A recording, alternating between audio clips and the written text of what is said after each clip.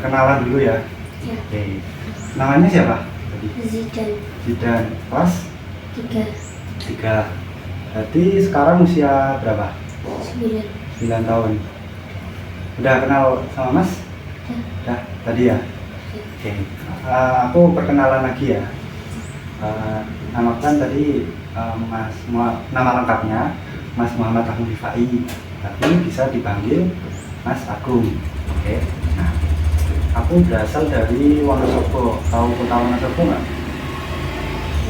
Di bagian sana ya. Tadi kata ibu kamu katanya masih ya memiliki rasa kurang percaya diri ya? Iya nggak? Ya. Rasa percaya dirimu itu waktu di sekolah apa di rumah? Dua-duanya. Tapi lebih sering muncul rasa kurang percaya diri itu di mana? Di rumah. Kenapa tuh? Lihatin orang. Contohnya? Contohnya kayak orang makan gitu aku. Oh, berarti kalau lagi ada pembeli, terus kamu kayak malu gitu ya kalau ketemu orang gitu ya? Itu malunya yang kamu rasakan tuh seperti apa? Seperti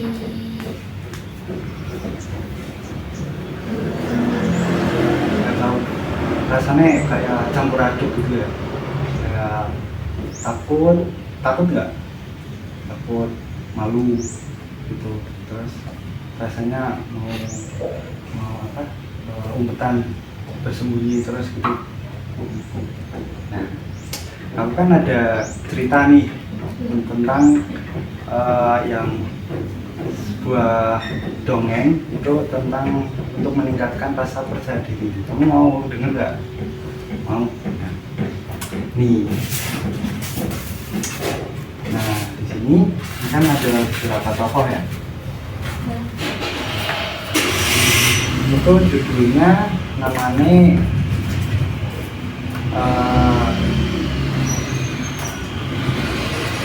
luwak si pemalu. Ini kan luwak. Terus ini ada angsa, burung, kelinci, musang, sama burung kakak tua. Di suatu hari, ini kan ceritanya masih di sekolah ya.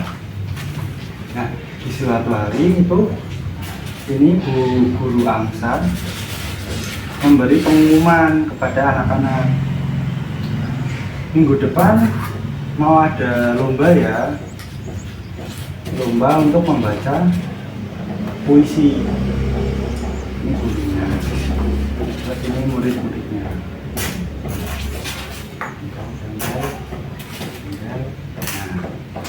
ini Bu Angsa memberi pengumuman kalau minggu depan akan ada lomba membaca puisi dan semuanya itu harus ikut serta maju satu persatu. Nah, yang lain tuh mereka semua tuh kayak hore besok mau ada lomba. Tapi ini Lala si luar itu merasa takut dan kayak kurang percaya diri itu, takut, dak-dikduk, rasanya tuh kayak campur aduk gitu.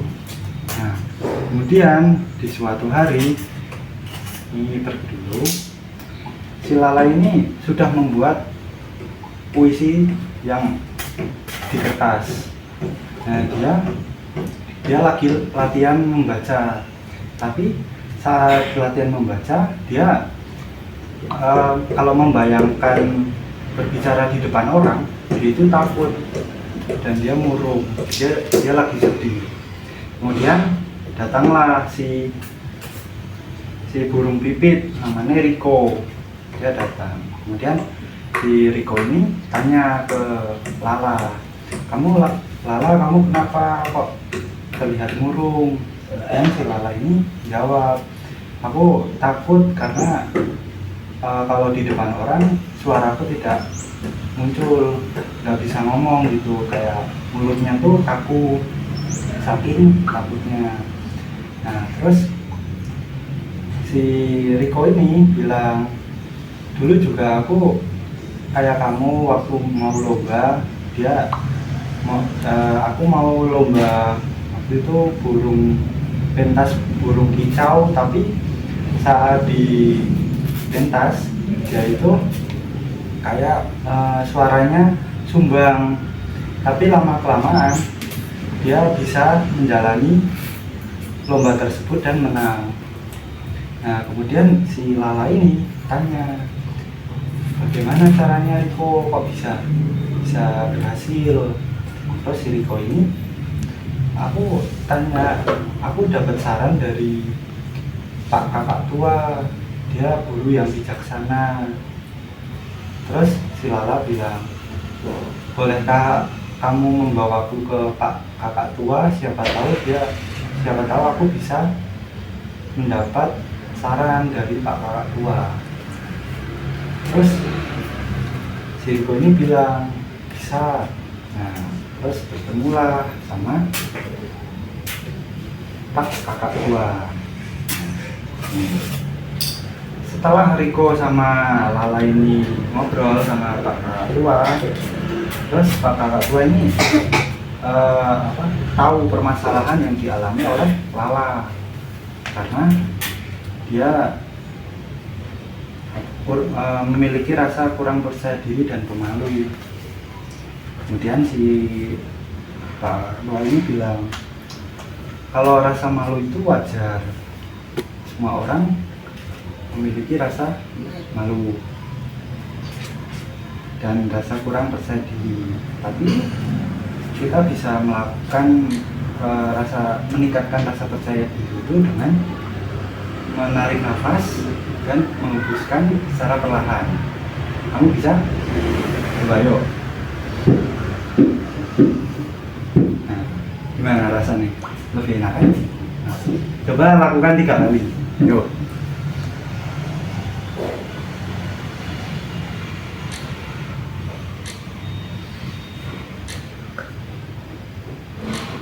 Coba hembusnya pakai mulut, kayak niup lilin.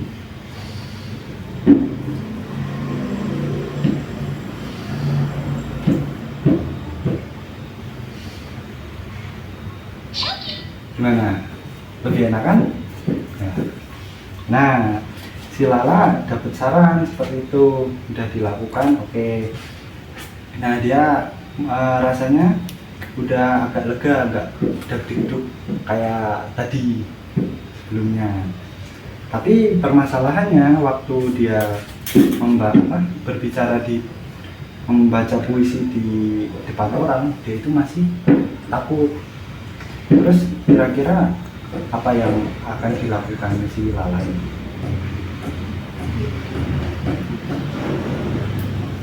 Nggak tahu. Nah, yang akan dilakukan si Lala ini berlatih secara bertahap. Jadi si Pak Kakak Tua ini bilang, Lala, coba kamu membaca puisi di depan saya dan Riko. Nanti kamu kalau sudah bisa, coba latihan sendiri dan berbicara di depan teman-teman kamu. Nah, si Lala ini melakukan perintah dari Pak Kakak Tua ini untuk berlatih secara bertahap. Kemudian keesokan harinya, si Lala ini berlatih dengan Riko membaca puisi. Udah agak bisa, tapi masih suaranya itu masih gagap gitu, belum bisa lancar. Kemudian di hari selanjutnya ada si kelinci, kita beri nama siapa?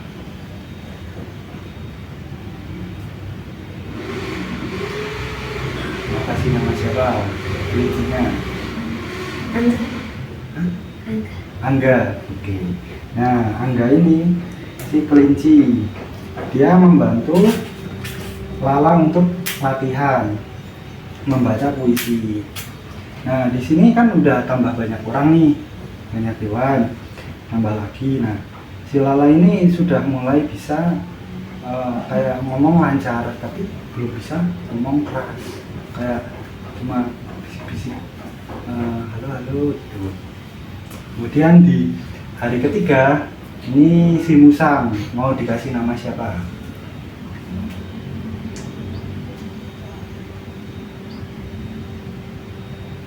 Nah,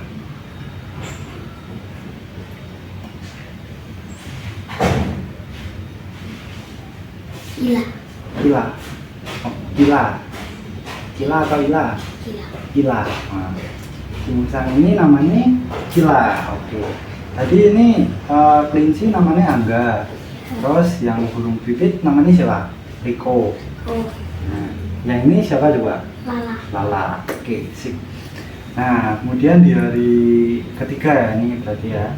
Nah, si Lala ini sudah mulai bisa berbicara keras sama udah lancar. Cuma rasa itu masih terasa. Nah, terus di waktu hari pertunjukan, waktu lomba, nah, ini kan si Pak Kakak Tua dan Bu Guru Bu Angsa mau dikasih nama nggak? Atau Pak Kakak Tua sama Bu Angsa aja? Ya, ini aja. Oke. Ini sebagai juri. Nah, mereka sudah maju membacakan puisi. Kayak si Kila udah membaca puisi, udah lancar, terus nonton. Nah, si Angga baca puisi udah lancar, kemudian nonton. Si Riko juga sudah membaca puisi dengan lancar dan lantang, suaranya udah nonton. Nah, kemudian si Lala, waktu si Lala mau maju dia itu ragu. Nah, dia ragu, terus dia kayak dia berusaha untuk mengingat tips atau saran dari Pak Kakak Tua, yaitu dengan cara apa coba? Menarik nafas dan bernafas dengan perlahan. Ya, betul, pas dulu. Oke. Nah, tadi kan udah apa? Si Lala ini udah ingat, wah, kayaknya aku harus menarik nafas dan menghembuskan secara perlahan agar tenang. Nah, kemudian dia bilang, halo teman-teman, hari ini aku akan menceritakan puisi tentang yang berjudul Luwak si Pemberani. Nah, itu udah lancar sampai pertengahan, akan tetapi waktu pertengahan ke akhir itu dia gugup lagi, kayak aku harus gimana ya. Terus dia waktu di tengah-tengah dia melakukan tips atau saran dari Pak Kakak Tua lagi dengan cara menghembuskan nafas dan menarik nafas dan menghembuskan nafas. Nah, kemudian dia berhasil, dia membaca puisi dengan baik dan benar serta dengan suara yang lantang. Kemudian Bu Angsa ini memberikan feedback atau memberikan masukan atau apresiasi. Wah, mereka semua itu tepuk tangan. Wah, Lala, kamu hebat. Kamu sudah berani melawan rasa takutmu. Terus si Lala ini turun tangan. Terima kasih Bu sudah memberikan feedback atau masukan yang baik. Nah, kemudian setelah melakukan pertunjukan ini kan memberikan pengumuman yang menang siapa. Nah, terus yang menang itu tetap si burung pipit Riko, tapi juara kedua itu si Lala. Ya, walaupun si Lala ini belum bisa juara satu, tapi dia udah bisa mendapatkan juara. Yang tadinya dia masih malu, takut tuh, terus dia bisa meyakinkan dirinya sendiri dan bisa membaca puisi dengan baik dan benar hingga juara 2. Hebat nggak? Hebat kan? Nah, terus di juara 3-nya mau siapa nih? Angga atau Kila?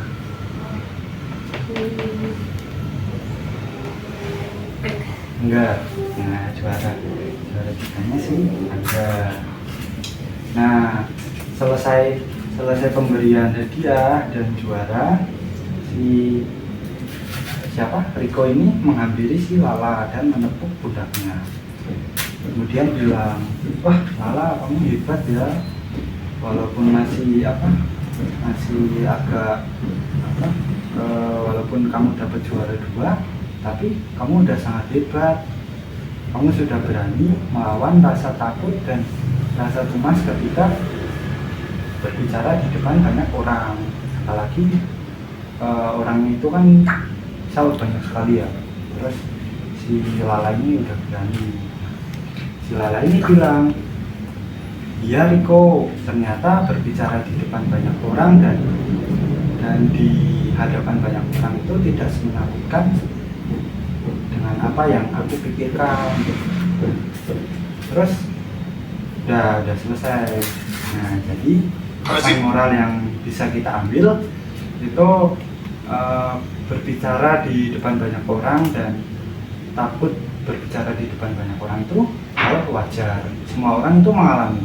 Bahkan Mas Agung juga kayak gitu sebelumnya.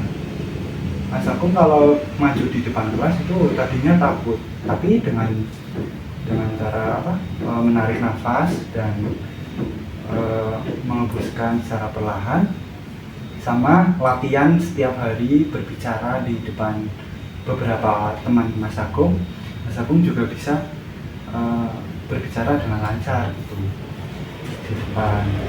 Nah, kemudian ini kan udah selesai nih. Nah, kalau misalnya kamu Zidan, kamu berperan sebagai Lala, si Luwak, apa yang akan kamu rasakan?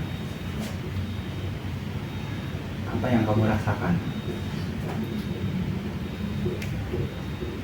Kan kayak tadi, kamu kan kalau ketemu orang yang main ke warung, itu kan kamu agak takut, terus malu gitu kan. Nah, ini kan kalau si Lala waktu maju ke depan dia agak takut dan malu, tapi dengan berlatih untuk ngobrol di banyak orang, dia juga jadi nggak malu gitu. Mungkin kalau ada Zidan kan malu, bisa berlatih sama ibu dulu. Kalau sama ibu malu nggak?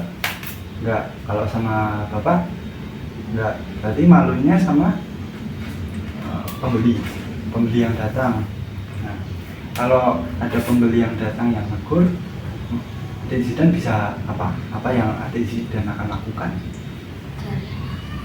Tarik nafas.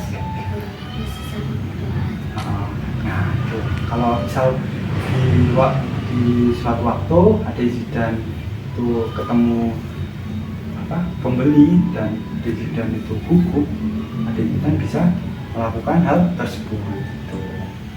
Nah, sekarang ini kan ceritanya udah selesai nih. Nah, udah selesai. Yang dirasakan Adik Zidan ini apa? Setelah mendengarkan cerita Mas Agung tentang ini, hal yang didapat Adik Zidan apa?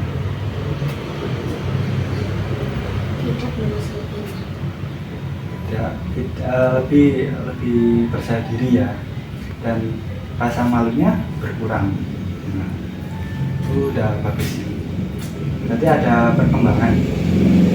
Yang tadinya malu sekarang jadi nggak malu, lebih berani, lebih percaya diri ya.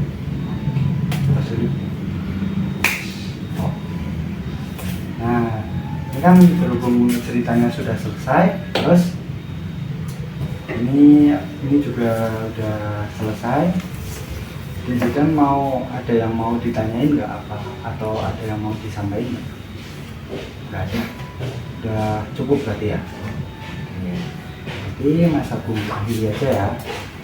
kan udah selesai. Terus nanti mau ngaji jam berapa? jam 4 Biasanya jam 4. Kalau siap-siapnya jam setengah 4. Nanti itu jam 3. jam 3. Oh, ini juga udah hampir jam 3 ya. Oke, nanti Mas Zidan, adik Zidan bisa melanjutkan kegiatannya, yaitu ngaji. Ingat, kalau lagi merasa gugup, apa yang akan dilakukan? Tarik nafas, buang nafas cakra. Oke, coba ya sekali lagi.